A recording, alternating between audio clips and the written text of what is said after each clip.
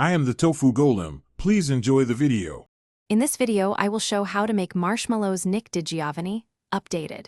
Start by blooming gelatin in cold water and prepare a 9x13 pan with oil and powdered sugar. Heat sugar, corn syrup, and water to the specified temperature while monitoring with a candy thermometer. Slowly pour hot syrup into whipped gelatin and continue beating until the mixture holds soft peaks and becomes glossy and slightly cooled. Gather supplies: unflavored gelatin, granulated sugar, light corn syrup, water, salt, and vanilla extract. Measure precisely and use a reliable candy thermometer and a stand mixer with the whisk attachment.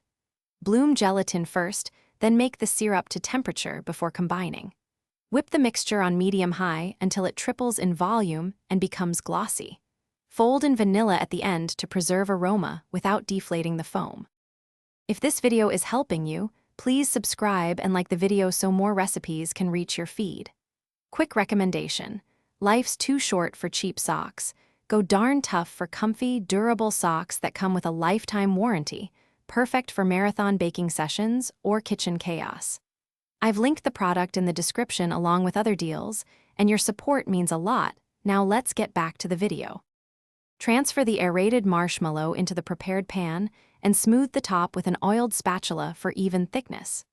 Let it set uncovered until it stabilizes but is still slightly tacky, then dust with a powdered sugar and cornstarch mix to prevent sticking.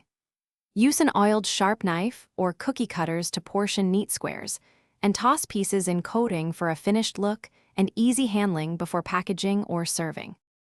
Thanks for watching. Consider subscribing if we helped you today.